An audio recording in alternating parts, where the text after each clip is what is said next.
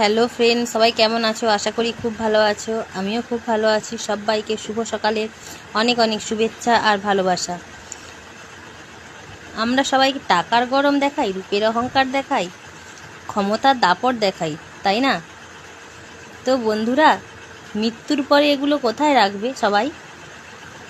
আমি সবার ক্ষেত্রেই বলছি, আমার ক্ষেত্রেও বলছি, একটা কথা মনে রাখবে সবাই, শ্মশানে কিন্তু কোনো লকার নেই।